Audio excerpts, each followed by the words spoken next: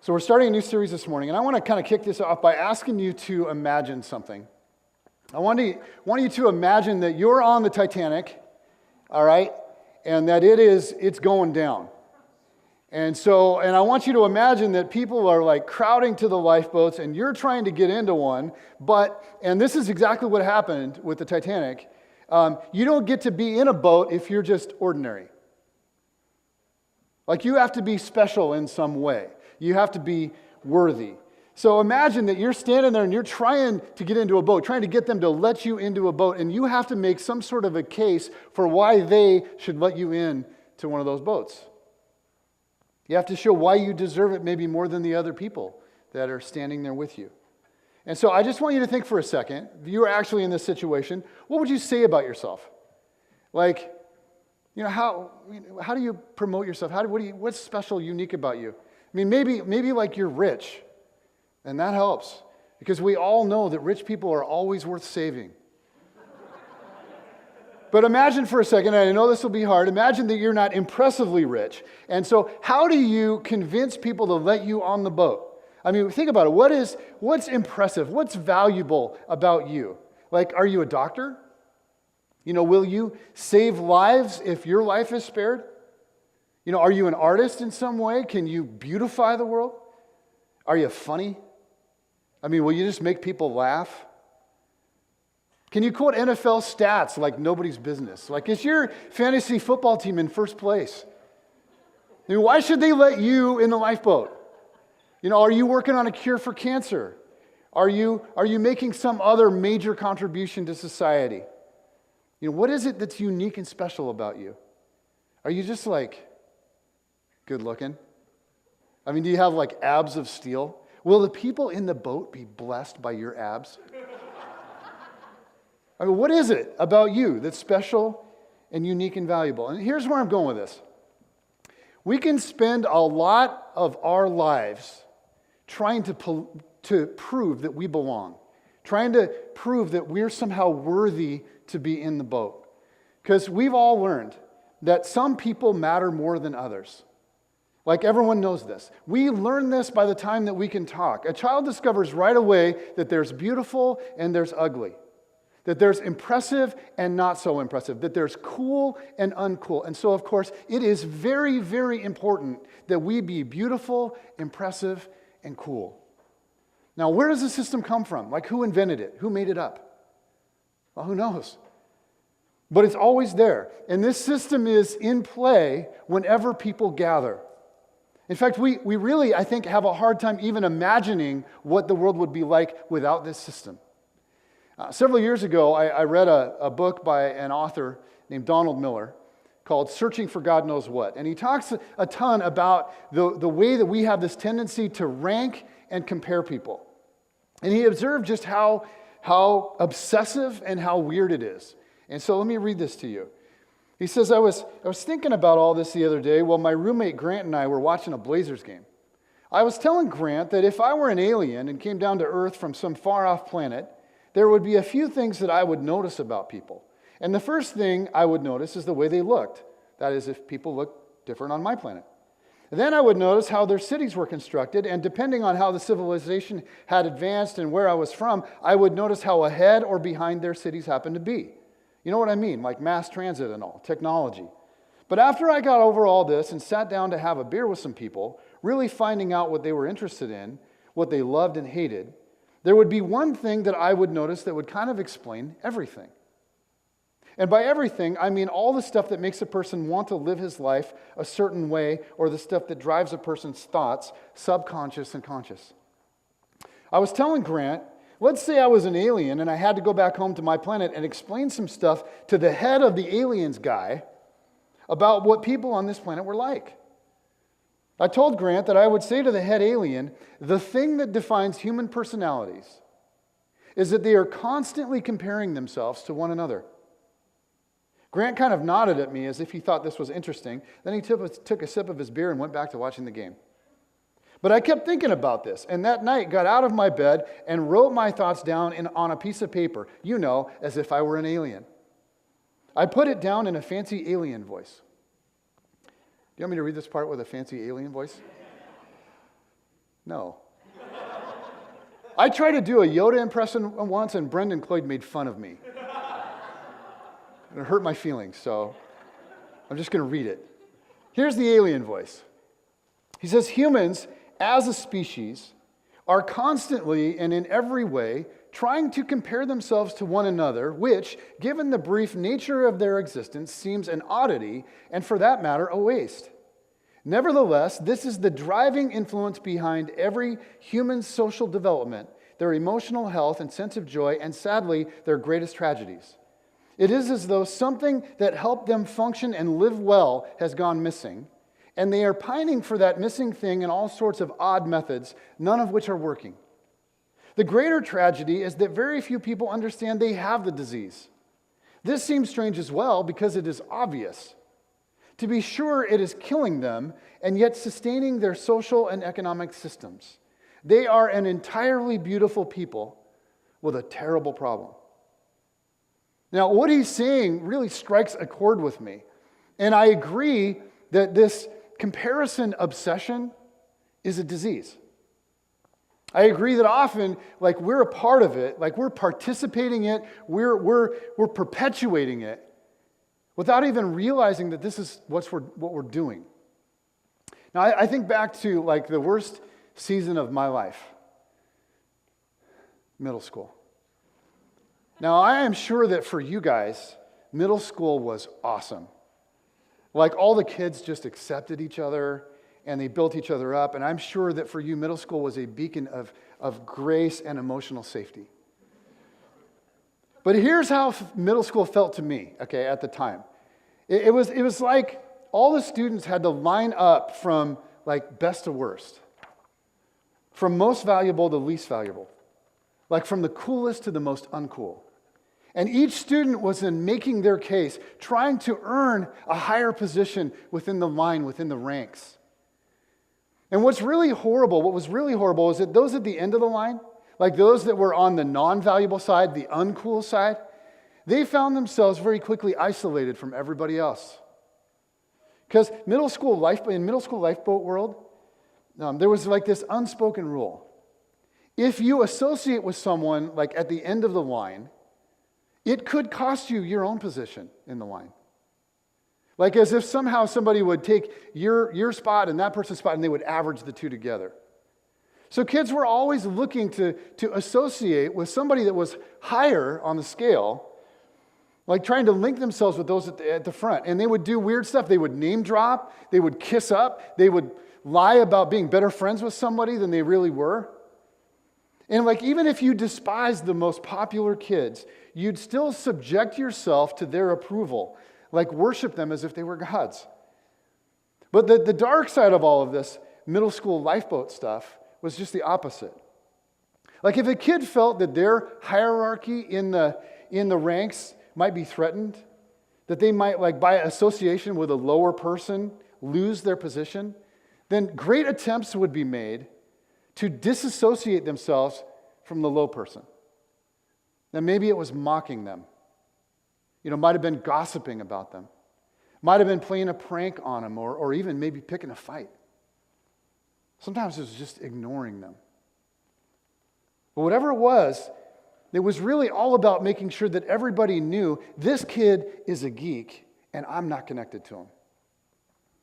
Now, I'm not sure that, maybe you ever saw anything like that. And thankfully, everyone grows out of this by the time they leave middle school. It's never like this at work or in sororities or with athletes. It's never like this in a Miami Dolphins locker room. Because those are grown men, right? I mean, here's the thing. Like this ranking system, this obsession to determine, okay, who belongs and who doesn't, and who has value and who doesn't, and who's the best and who's the least. It is so deeply ingrained in our human culture that it's kind of crazy when you stop and think about it. I want to read to you just a little bit more from Donald Miller. It says, a few days later, Grant and I were watching television again, and I wondered out loud what an alien would think if he came over to watch television with us. I wondered what an alien would think of our television shows.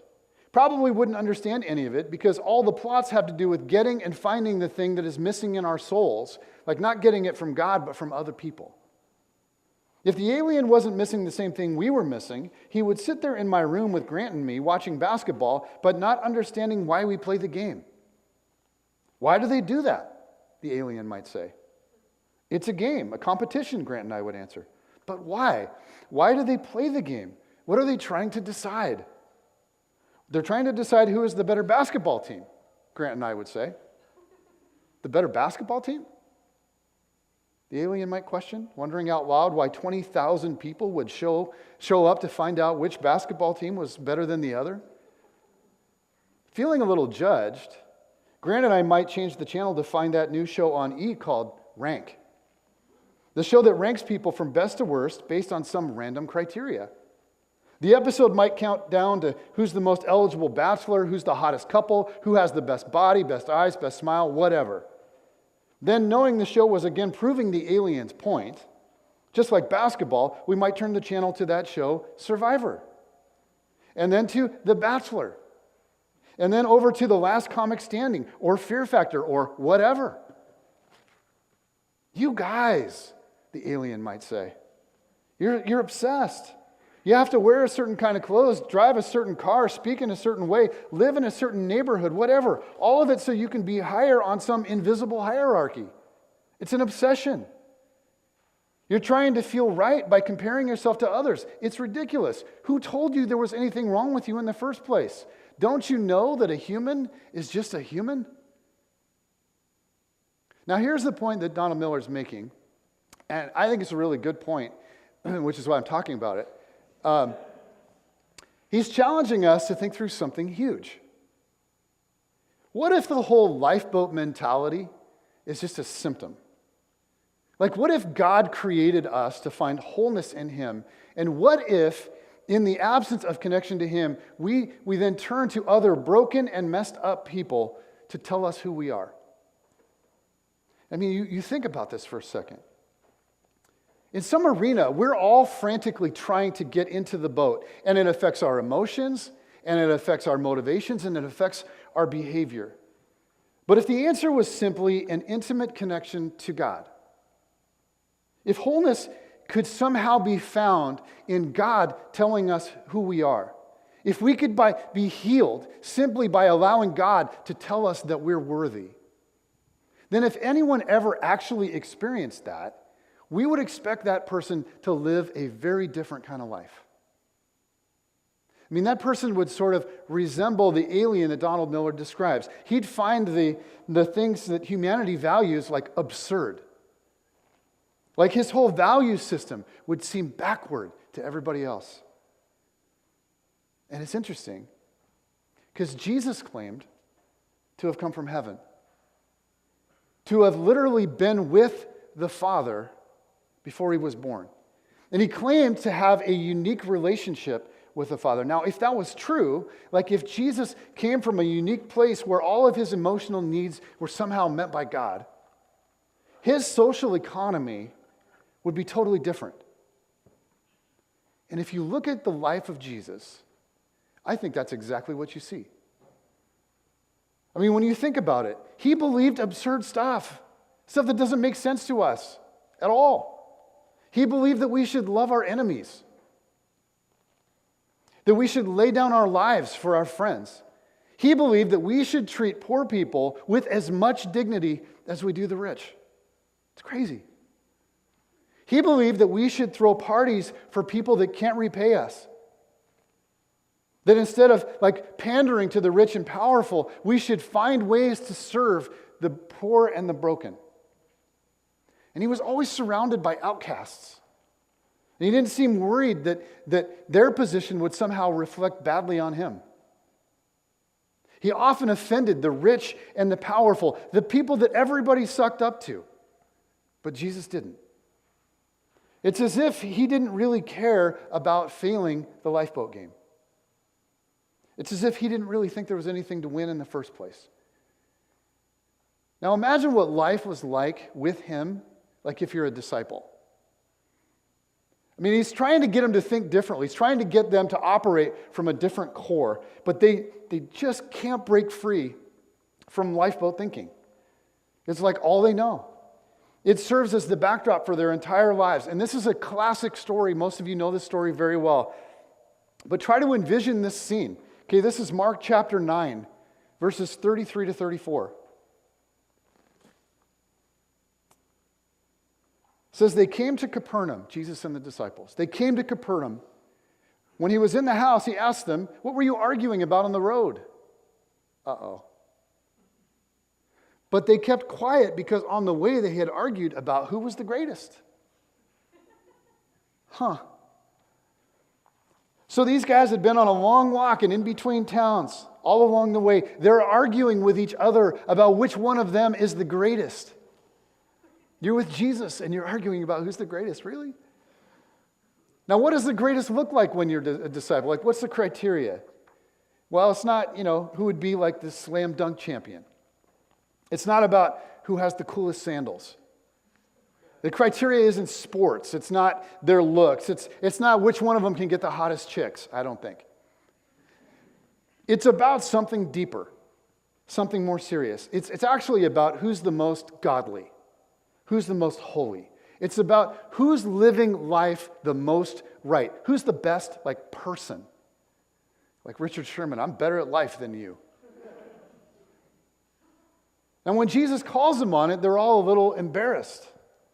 There's something in them that they know that the whole debate is off. So when Jesus asks them about it, no one wants to talk about it. Then they're all kind of sheepish. Like, well, I don't know, what part of the road were you thinking? We were talking about a lot of stuff. So Jesus responds in verse 35. Sitting down, Jesus called the 12 and said, anyone who wants to be first must be the very last, the servant of all. Now, I don't think that what Jesus is saying is, all right, look, if you really want to know the ultimate criteria for what makes one person better than another, one person greater than another, it's this. It's the one who serves people the most. So what you all need to do is keep competing with each other. Keep trying to outdo each other. Just make the competition all about serving. I think Jesus is saying something more like this. Guys, your whole frame of mind is way off. If you really want to do something great with your life, then it can't be about how you stack up to other people at all. If you want to do something great, then here's what you do. You let go of the competition and you just love people. You let go of yourself and you let go of your rank altogether and you just serve. And so maybe we could kind of sum up this thought like this. The more I worry about where I stack up, the less free I am to love and serve. Okay? The more I worry about where I stack up, the less free I am to simply love and serve people. Now, this morning, we're starting a 3-week series on relationships. And we're thinking about the kinds of things in our lives that lead to isolation, that lead us to being cut off from other people. We're thinking about what's needed to sort of come out of quarantine, to learn to connect with other people in an authentic way and a deep way. And I'll tell you one thing that you must do if you want to live an isolated life. One thing to do if you want to walk through life insecure and afraid and disconnected from everybody. Just compare yourself to everybody else all the time. You want to strain a relationship with a close friend? Start comparing yourself to her in everything. Compare your looks to hers. Compare your career to hers. Compare your husband to hers. Compare your car to hers. Compare your body to hers. Compare your kids to hers. Compare your clothes to hers. And talk about it out loud a lot. You want to ruin a relationship with your brother? Start comparing yourself to him in everything. Compare who's the smartest, who's the most athletic, who's the funniest, who has the hotter chick. Compare who's the most successful. And then talk about it a lot. Reference it as much as you can. And operate either from a sense of superiority or a sense of inferiority. and just watch what happens to your relationship. You want to make things tense with your coworkers? Like, spend your day consumed by how you stack up with everybody else in the office. Like, tell everyone that you don't think you have what it takes. Or tell everyone that you don't think somebody else has what it takes. Or just like insinuate those things in small little ways. Just like be annoyingly insecure or be like condescendingly arrogant. You want to get things weird in your neighborhood? Talk to your neighbor all the time about who's the best, who has the best stuff, who has the best house, who has the nicer yard, who has the nicer fence, who has the coolest mower. Like, turn your neighbor into a competitor. Like, here's the deal. The more I worry about how I stack up, the less free I am to love and to serve people. And you all know this. Okay, yeah, you're here and you're like, I know this. Yeah, I know. We all know this. But it's like, it's way easier said than done. Like, I've been working on this message all week. So, like, this has been on my mind for days. And so yesterday, I was at the YMCA. And I'm coaching Brooklyn's basketball team. So like Jen and I and Kate and Cam, we're like, as a family, we're doing this. We're coaching these 5 and 6-year-olds. And it's been awesome. It's so fun. It's been a ball. Like, we're just having a great time with these kids. And we actually have several Brookview kids on our team. Jen put out a little thing on Facebook, said, anybody want to play basketball? We had like 5 kids sign up. It's just awesome.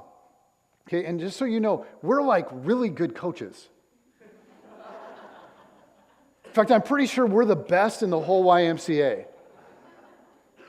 It's like during practices, we can break our kids into these little groups, and we can work on different skills, and we're teaching them to dribble, and we're teaching them to pass, and we're teaching them to catch, and we're teaching them to like pivot, and we're teaching them to rip the ball, and we're teaching them to play defense and stay in front of one other person, not steal the ball, because the YMCA says, no, don't teach them to steal the ball from people, because it would be chaos. Just stand in front of them and stay in front of them the whole time. We're doing that, okay? We are awesome. And the kids are totally getting it, and it's so fun to watch. And so yesterday, we're playing our 3rd game at the YMCA. And all the parents are there, and the grandparents are there, and the friends of the grandparents, and people that they used to know back in Utah one time, and it's packed.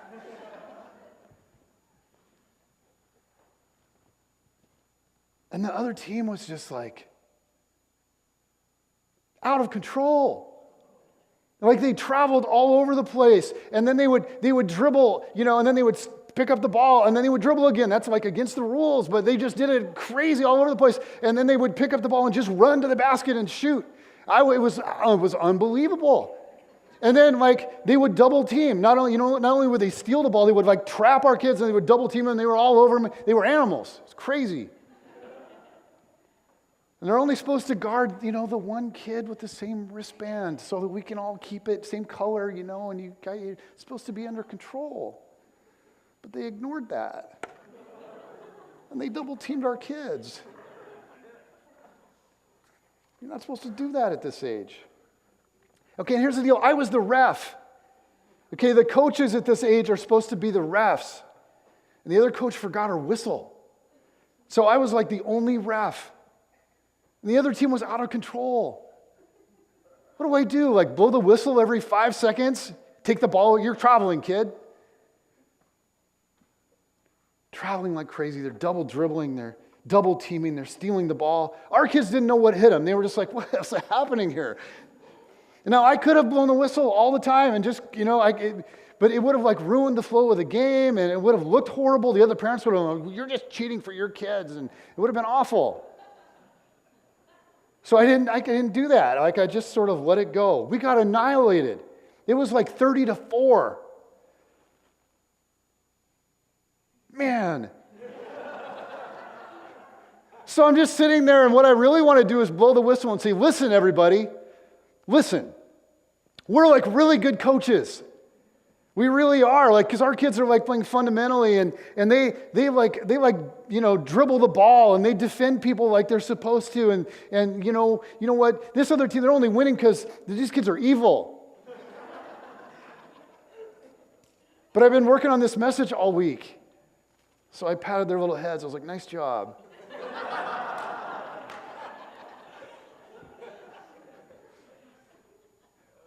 This is so hard. And there's this like constant pressure that we all feel. You know, this pressure to make our case all the time for why we ought to be in the lifeboat, whatever the criteria is. You know, this constant pressure to evaluate all the time. How do I stack up? And so the million-dollar question, of course, in the midst of all this is, how do I stop? Like, how do I let go of being consumed with impressing people? How do I let go of competing with everybody around me? Like, how do I stop trying to make my case for why I should be in the boat? How do I stop worrying about where I stack up? And so I'll tell you the key. Okay, and this, I just want to warn you, this will not sound impressive. And by the way, I want to be impressive. You know, I want to be the best preacher you've ever heard. But this is not deep, and it's not spiritually impressive. How do you let go of lifeboat thinking? You ask God to help you. You're like, that's it? That's the best I got. You go to God and you ask Him to help you. You identify when you're feeling this way and you ask God to take it away.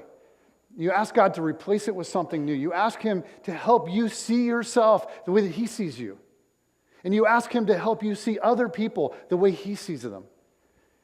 Many of you know that I spent 1.5 years working construction in an oil refinery before we moved down here to start the church. And you also know that it was a really tough season for me. Like, I'm not a tool guy. And I had like zero experience with construction.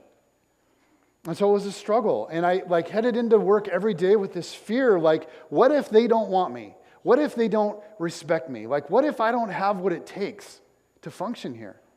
And it was all lifeboat stuff. But every morning before my shift, I would get there about 20 minutes early, and I would park, and I would spend some time just reading a couple passages of Scripture and praying.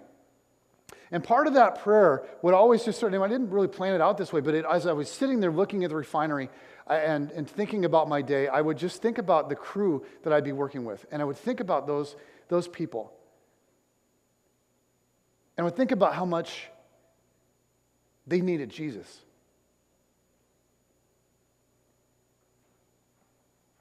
And I would think about the role that maybe God would have me play in all of that. And just ask God to help me look at them and see what He sees and let go of all the fear and all of the insecurity and all that and just be with them. And I prayed that He would use me somehow to draw them to Him. And I'll tell you what, that sounds like, well, that's so, I cannot tell you what 20 minutes in the morning did for my days there. Now, I still struggled with insecurity and I still struggled with lifeboat stuff to some degree. But I was so much more free to love and to serve. And God did a work in me in that 1.5 years in that place that I can't explain. And I made some incredible friendships in that place. And God did some amazing stuff. But here's what I've discovered. Okay, prayer works. Like asking God to help, it works. And so maybe you've got a place in your world these days, and it's tough on you. Because where you stack up is a big deal to you. And it's preventing you from connecting to other people in some way. Maybe for you it's at work. I mean, you just feel this pressure to compete. And you have this tendency to view your coworkers as competitors. And it affects the way that you're relating there. Or maybe it's like with your group of friends. Maybe there's some sort of criteria that they use to evaluate. And you find yourself sort of competing with the rest of the group instead of just loving them and serving them and being with them. Or maybe it's in your family. And for some of you, maybe it's your dad. Or maybe it's your sister. Or maybe it's your in-laws. You know, when you're with them, or with him or with her or with them, you just feel this pressure to be impressive. And you find yourself, when you're with them, just consumed by what they think of you. And it disables you from just being able to love them and just being able to serve them and just being able to be with them. You know, whatever your context might be, here's what I know. when I take time to ask God for help, like especially, here's what I've noticed, it's especially before I'm in the environment, like before I clock in at work, or before we walk through the in-laws doors, Jesus help me.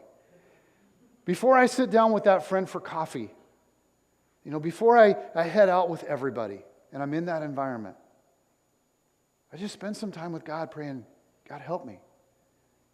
And it changes, I'm telling you, it changes the whole experience. And to tell you the truth, it's just a better way to live.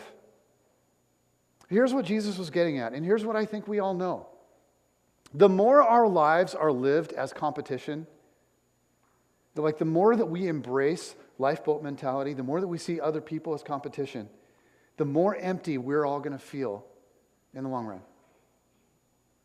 It's an empty place to come from. Now, the way of Jesus isn't easy, and it doesn't come natural. But it is the only way to life and to freedom. And I've come to discover that there's like this whole ocean of wholeness available to us if we would let go of the whole competitive thing. But here's the problem with that ocean. Most of the time for me, I'm just like standing at the shore looking at it. I can see it and it's beautiful. But I don't swim in it. I don't just dive into it. Now, every once in a while, I dip a toe.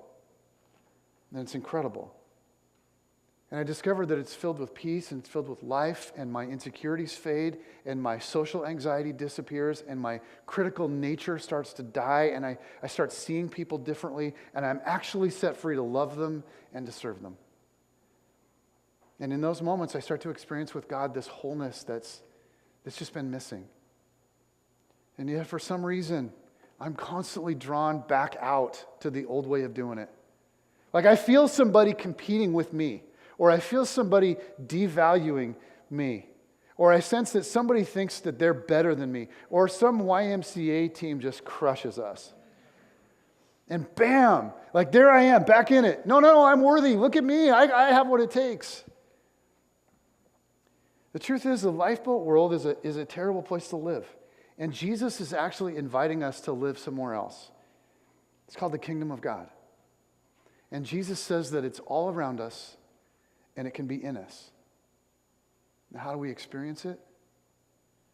We ask Him for it. It really is that simple.